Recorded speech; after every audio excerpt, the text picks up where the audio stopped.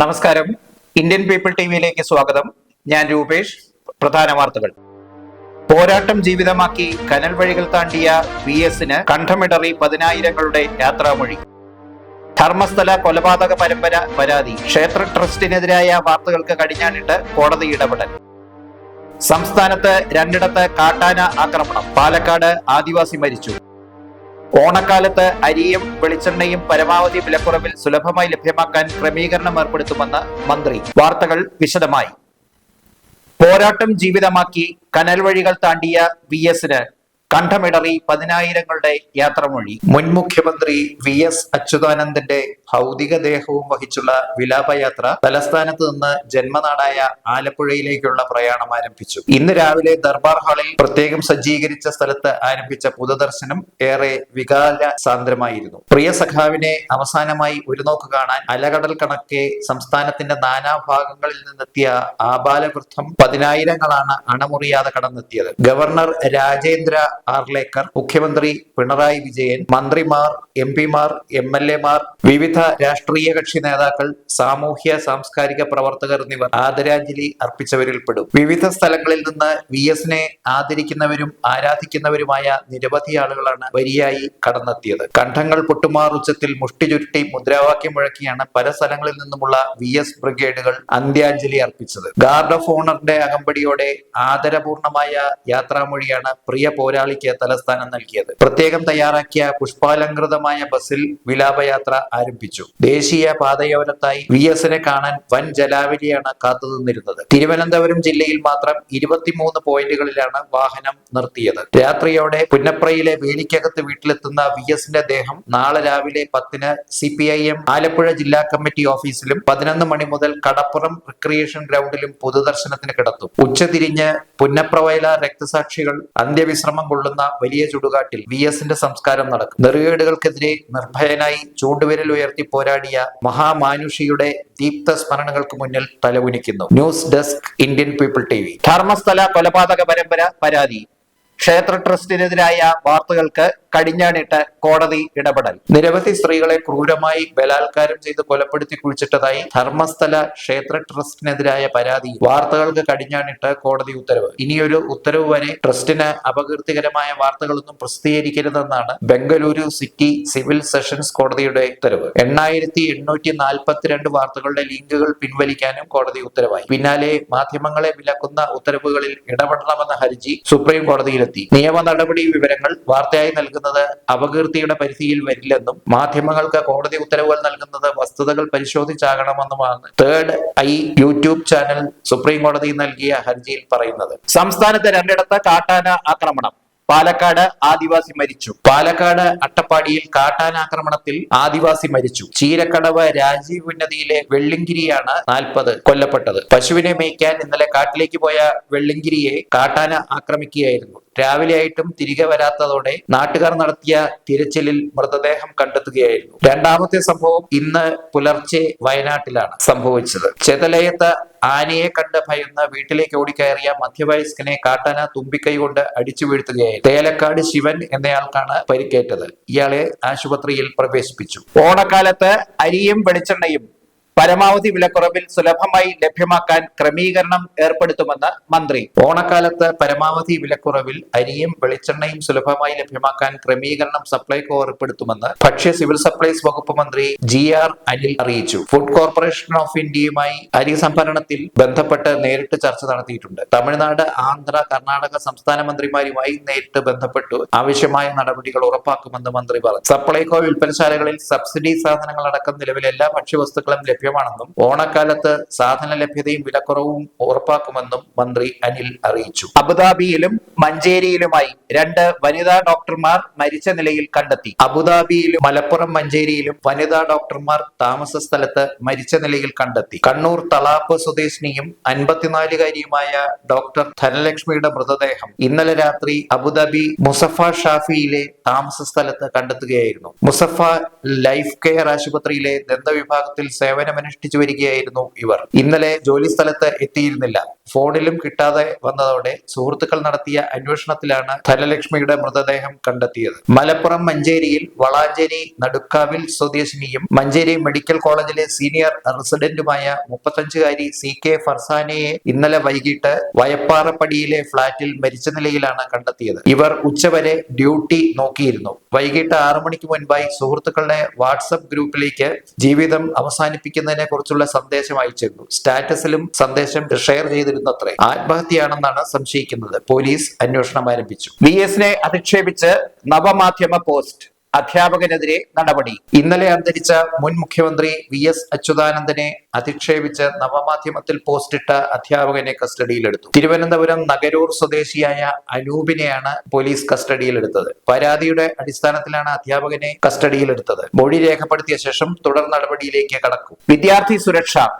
എല്ലാ CBSE സ്കൂളുകളിലും CCTV ക്യാമറകൾ സ്ഥാപിക്കുന്നു. വിദ്യാർത്ഥികളുടെ സുരക്ഷ കണക്കിലെടുത്ത് എല്ലാ CBSE സ്കൂളുകളിലും ഓഡിയോ വിഷ്വൽ റെക്കോർഡിംഗ് ഉള്ള CCTV ക്യാമറകൾ സ്ഥാപിക്കാൻ നിർദ്ദേശം. പ്രവേശന കവാടങ്ങൾ, ഇടനാഴികൾ, ക്ലാസ് മുറികൾ, ലാബുകൾ, ലൈബ്രറികൾ, കളിസ്ഥലങ്ങൾ തുടങ്ങി ശുചിമുറികൾ ഒഴികെയുള്ള സ്ഥലങ്ങളിലാവും ക്യാമറകൾ സ്ഥാപിക്കുക. ക്യാമറകൾക്ക് തത്സമയ റെക്കോർഡിംഗും 15 ദിവസത്തെ സ്റ്റോറേജ് ബാക്കപ്പും ഉണ്ടാവണമെന്നാണ് നിർദ്ദേശം. കണ്ണൂരിൽ ബസ്സുകൾ കൂട്ടിയിടിച്ച് 25ഓളം പേർക്ക് പരിക്കേറ്റു. കണ്ണൂരിൽ ബസ്സുകൾ കൂട്ടിയിടിച്ച് 25ഓളം പേർക്ക് പരിക്കേറ്റു. കാടാച്ചിറ ഡോക്ടർ മുക്കിലായിരുന്നു അപകടം. കണ്ണൂരിലേക്ക് വരികയായിരുന്ന KSRTCയും തിരുനെല്ലി ക്ഷേത്രത്തിലേക്ക് പോയിരുന്ന സ്വകാര്യ ബസ്സുമാണ് അപകടത്തിൽപ്പെട്ടത്. പരിക്കേറ്റവരെ തൊട്ടടുത്ത സ്വകാര്യ ആശുപത്രിയിൽ പ്രവേശിപ്പിച്ചു. കോടതിയിൽ മൊഴി നൽകാനെത്തിയ പൂർണ്ണ ഗർഭിണിയായിരുന്ന വനിതാ പോലീസുകാരി തൊട്ടടുത്ത ആശുപത്രിയിൽ കുഞ്ഞിന് ജന്മം നൽകി. മൊഴി നൽകാൻ കോടതിയിലെത്തിയ പൂർണ്ണ ഗർഭിണിയായ വനിതാ പോലീസ് ഉദ്യോഗസ്ഥ തൊട്ടടുത്ത ആശുപത്രിയിൽ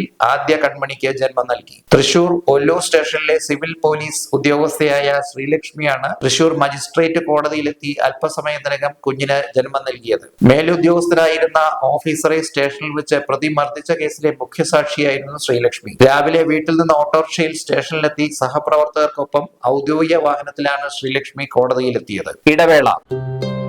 പാലക്കാട് വരുമ്പോ പുതിയ കമ്മൽ വാങ്ങിച്ചരാന്ന് പറഞ്ഞിട്ട് ഒരു ചമ്മലും ഇല്ല അല്ലേ? എന്തിനാ ഒരു കമ്മലാക്കുന്നേ? ഒരു ആഭരണ ഫാക്ടറിയിലേക്ക് എന്നെ കൊണ്ടുപോയേക്കാം. ഇഷ്ടം പോലെ വാങ്ങിച്ചു. ആഭരണ ഫാക്ടറിയോ? എവിടെ? ഇവിടെ പാലക്കാട് തന്നെ. വേഗം റെഡി ആയിക്കോ. പോവാം.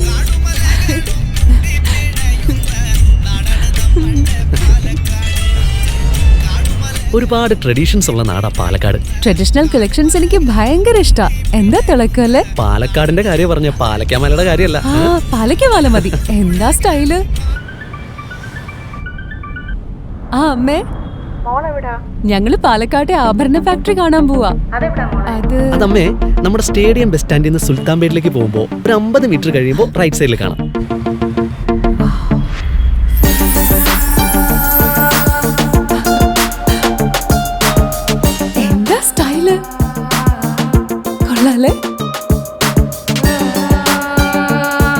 Antique Chettinad temple light weight.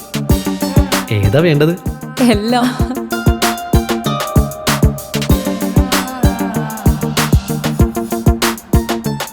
ആഭരണ ഫാക്ടറി സൂപ്പർ അല്ലേ? Trinity super. കേരളത്തിലെ ഏറ്റവും വലിയ ഹോൾസെയിൽ ജ്വല്ലറിയായ ട്രിനിറ്റി ഗോൾഡിന്റെ പാലക്കാട് ഷോറൂമിൽ നിന്ന് 100% 916 HUID സ്വർണ്ണാഭരണങ്ങൾ ഇനി നിങ്ങൾക്കും തൃശൂരിലെ അതേ ഫാക്ടറി വിലയിൽ സ്വന്തമാക്കാം. Trinity gold, near stadium bus stand, Palakkad. വാർത്തകൾ തുടരുന്നു. തൃശൂർ വാടാനപ്പള്ളിയിൽ യുവാവിനെ തട്ടിക്കൊണ്ടുപോയി കൊലപ്പെടുത്താൻ ശ്രമിച്ചുവെന്ന കേസിൽ 8 പേർ അറസ്റ്റിൽ. തൃശൂർ വാടാനപ്പള്ളിയിൽ യുവാവിനെ തട്ടിക്കൊണ്ടുപോയി കവർച്ച നടത്തി കൊലപ്പെടുത്താൻ ശ്രമിച്ചുവെന്ന കേസിൽ 8 പേർ അറസ്റ്റിൽ. 18-ന് വാടാനപ്പള്ളി നടുവിൽക്കര സ്വദേശിയായ യുവാവിന് നേരെയാണ് ആക്രമണമുണ്ടായത്. ഫസൽ നഗർ സ്വദേശി ബിൻഷാദ്, കട്ടമുഖം സ്വദേശി മുഹമ്മദ് അസ്ലം, ഗണേശമംഗലം MLA വളവ് സ്വദേശികളായ ഷിഫാസ്, മുഹമ്മദ് റയീസ്, റഹ്മത്ത് നഗർ സ്വദേശി ഫാസിൽ, ബീച്ച് സ്വദേശി ആഷിഖ്, ഗണേശമംഗലം സ്വദേശി ഷാഫി മുഹമ്മദ്, ഇടശ്ശേരി സ്വദേശി മുഹമ്മദ് അഷ്ഫാഖ് ഫാറൂഖ് എന്നിവരാണ് അറസ്റ്റിലായത്. കേസിലെ പരാതിക്കാരന്റെ സുഹൃത്തിന്റെ സഹോദരൻ ഷാഫിക്ക് 26,000 രൂപ കൊടുക്കാനുള്ളതുമായി ബന്ധപ്പെട്ട് ജൂണിൽ തൃത്തല്ലൂരിൽ നടന്ന അടിപിടിയുടെ തുടർച്ചയായാണ് യുവാവ് ആക്രമിക്കപ്പെട്ടത്. പ്രശ്നങ്ങൾ പറഞ്ഞു തീർക്കാമെന്ന് പറഞ്ഞ് വീട്ടിൽ നിന്ന് വിളിച്ചിറക്കി സ്കൂട്ടറിൽ തട്ടിക്കൊണ്ടുപോയി ബീച്ച് ശാന്തി റോഡിലെ ആളൊഴിഞ്ഞ സ്ഥലത്ത് കൊണ്ടുവന്ന് ക്രൂര പീഡനത്തിന് വിധേയമാക്കുകയും കഴുത്തിൽ തോർത്തിട്ട് മുറുക്കി കൊലപ്പെടുത്താനും ശ്രമിച്ചെന്നാണ് കേസ്. യുവാവിന്റെ 1000 രൂപയും മൊബൈൽ ഫോണും കവർന്നതായും പരാതിയിൽ പറയുന്നു. ഓടിക്കൊണ്ടിരുന്ന കാറിന് തീപിടിച്ചു, യാത്രക്കാരെല്ലാം രക്ഷപ്പെട്ടു. ഇടുക്കിയിൽ ഓടിക്കൊണ്ടിരുന്ന കാറിന് തീപിടിച്ചു. റെനോൾട്ട് ഡസ്റ്റർ കാറിനാണ് ഇന്നലെ രാത്രി 10:40 തീപിടിച്ചത്. കാറിൽ യാത്ര ചെയ്തിരുന്ന അരിക്കുഴ സ്വദേശികളായ 4 പേരും പരിക്കേൽക്കാതെ രക്ഷപ്പെട്ടു. കാഞ്ഞാർ വാഗമൺ റോഡിൽ പുള്ളിക്കാനത്തിന് സമീപത്താണ് അപകടമുണ്ടായത്. കരിക്കിടാൻ കയറിയ യുവാവ് തെങ്ങിലിരുന്ന് മരണപ്പെട്ടു. കരിക്കിടാൻ കയറിയ 46-കാരൻ തെങ്ങിൻ മുകളിൽ മരിച്ച നിലയിൽ. ഇന്നലെ കോട്ടയം തലയോലപ്പറമ്പ് തേവലക്കാടാണ് സംഭവം. ഉദയനാപുരം സ്വദേശി ഷിബു ആണ് മരിച്ചത്. ഓലമടലുകൾക്കിടയിൽ കുടുങ്ങിയ നിലയിലായിരുന്നു മൃതദേഹം അഗ്നിശമന സേന കണ്ടെത്തിയത്. ഇന്നലെ രാവിലെയാണ് സംഭവം. കർക്കിടക വാവിന് വിൽക്കുന്നതിന് വേണ്ടിയുള്ള കരിക്കിടാനായാണ് ഷിബു തെങ്ങിൽ കയറിയത്. ഏറെ നേരം കഴിഞ്ഞിട്ടും കരിക്കിടാൻ പോയ ഷിബുവിനെ കാണാതായതോടെ നടത്തിയ അന്വേഷണത്തിലാണ് തെങ്ങിന്റെ മുകളിൽ ചലനമില്ലാതെ ഇരിക്കുന്ന നിലയിൽ കണ്ടത്. ഹൃദയാഘാതമാണ് മരണകാരണമെന്ന് സംശയിക്കുന്നു. കണ്ണൂർ നഗരത്തിൽ കഞ്ചാവ് വിൽപ്പനയ്ക്കെത്തിയ ബീഹാർ സ്വദേശി പിടിയിൽ. കണ്ണൂരിൽ കഞ്ചാവ് വിൽപ്പനയ്ക്ക് സൂക്ഷിച്ച ബീഹാർ സ്വദേശിയായ നിർമ്മാണ തൊഴിലാളി പിടിയിലായി. അഴീക്കോട് വാടകയ്ക്ക് താമസിക്കുന്ന 35-കാരനായ ഷേഖ് ഇർഷാദാണ് പിടിയിലായത്. 6.020 കിലോഗ്രാം കഞ്ചാവും ഇലക്ട്രോണിക് ത്രാസും ഇയാളിൽ നിന്ന് കണ്ടെടുത്തു. നഗരത്തിലെ തളാപ്പ് ഇരട്ടക്കണ്ണൻ പാലത്തിന് സമീപത്തു നിന്നാണ് ഇയാളെ എക്സൈസ് റേഞ്ച് ഇൻസ്പെക്ടറുടെ നേതൃത്വത്തിൽ പിടിച്ചത്. ബീഹാറിൽ നിന്ന് കഞ്ചാവ് കൊണ്ടുവന്ന് ചില്ലറ വിൽപ്പന നടത്തുന്നതായുള്ള രഹസ്യ വിവരത്തിന്റെ അടിസ്ഥാനത്തിലായിരുന്നു പരിശോധന.